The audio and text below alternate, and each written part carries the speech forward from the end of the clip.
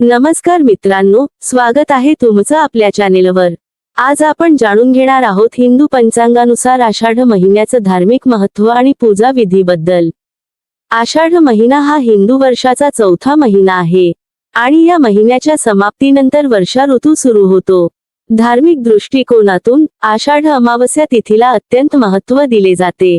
विशेषतः ही तिथी दान, पुण्य आणि पितरांच्या आत्म्यांच्या शांतीसाठी केल्या जाणाऱ्या धार्मिक कार्यांसाठी विशेष फलदायी मानली जाते।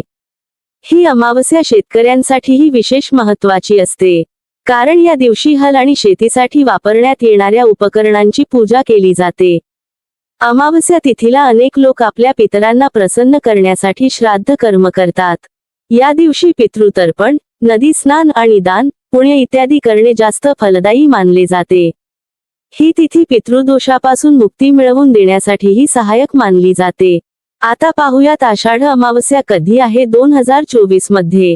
यावर्षी आषाढ अमावस्या 5 जुलै 2024 शुक्रवार रोजी साजरी केली जाईल। ही तिथी 7:05 सकाळी 04:57 सुरू होईल आणि तिचा समारोप 7:06 सायंकाळी 04:26 होईल। आता जाणून घेऊया आषाढ अमावस्या पूजा विधीबद्दल। पूर्णविराम। ब्रह्ममुहूर्तात उठून नदी, जलाशय किंवा कुंड इत्यादी ठिकाणी स्नान करा आणि सूर्यदेवाला अर्घ्य द्या। नंतर पितरांचे तर्पण करा। पितरांच्या आत्म्यांच्या शांतीसाठी उपवास करा। घरातील मंदिराची स्वच्छता करा आणि तेथे दीप लावा। भगवान शिवाची पूजा अर्चना करा। भगवान शंकराच्या प्रतिमेला तिलक लावा आणि रोली, नैवेद्य, पुष्प, अक्षत, धूप, मिष्टान्न, फल, पंचामृत इत्यादी पूजा सामग्री अर्पण करा। पूजा सामग्री अर्पण केल्यानंतर आषाढ अमावस्या व्रत कथा ऐका आणि आरतीसह पूजा समाप्त करा। पूजा केल्यानंतर फलाहार ग्रहण करा। व्रताचे पारण दुसऱ्या दिवशी भगवानांची पूजा अर्चना करून करा। अमावस्येच्या दिवशी सायंकाळी पिपळाच्या झाडाखाली मोहरीच्या तेलाचा दिवा लावा आणि आपल्या पितरांचे स्मरण करा। आषाढ अमावस्या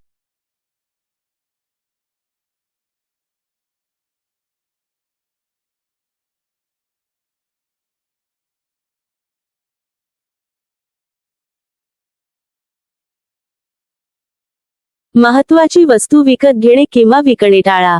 कोणत्याही निर्धन किंवा याचकाला रिकाम्या हाताने परतवू नका। कटू शब्दांचा वापर टाळा। मांस, मदिरा सेवन टाळा। तिळाच्या तेलाचे सेवन टाळा। चला आता आषाढ अमावस्या व्रत कथा ऐकूया। एकदा एक ब्राह्मण आणि त्याची पत्नी भगवान विष्णूचे भक्त होते। संतान नसल्यामुळे ते अत्यंत दुःखी होते। एके दिवशी ब्राह्मण तपस्या करण्यासाठी वनात गेला। अनेक वर्षांच्या तपस्येनंतरही फल न मिळाल्याने तो निराश झाला आणि आत्महत्या करण्याचा विचार करू लागला। तसे करत असतानाच सुख अमावस्या प्रकट झाली आणि म्हणाली, तुम्हाला 7 जन्मात संतान नाही, पण मी तुम्हाला 2 कन्या देईन। त्यांची नावे अमावस्या आणि पूनम ठेवा। तुमची पत्नी 1 वर्ष सुख अमावस्या व्रत करेल आणि 1 कटोरी भरून तांदूळ दान करेल। ब्राह्मण घरी परतला आणि सर्व काही पत्नीला सांगितले। पत्नीने व्रत करायला सुरुवात केली आणि त्यांना 2 कन्या झाल्या। एकाचे नाव अमावस्या आणि दुसरीचे पूनम ठेवले। अमावस्या धार्मिक होती, तर पूनम नव्हती। मोठी बहीण सुखी होती आणि पूनम गरीब होती। अमावस्या पूनमला सुख अमावस्या व्रत करण्याची सल्ला दिला। पूनमने तसे केले आणि 1 वर्षानंतर तिचा घर सुख समृद्धीने भरला आणि तिला पुत्र प्राप्त झाला। या प्रकारे जो कोणी सुख अमावस्या व्रत करतो त्याच्या घरी सुख समृद्धी येते। तर ही होती आषाढ महिना आणि आषाढ अमावस्या विषयी माहिती। तुम्हाला हा व्हिडिओ कसा वाटला ते आम्हाला नक्की कळवा आणि आणखी असेच माहितीपूर्ण व्हिडिओ पाहण्यासाठी आमच्या चॅनेलला सबस्क्राईब करा। धन्यवाद।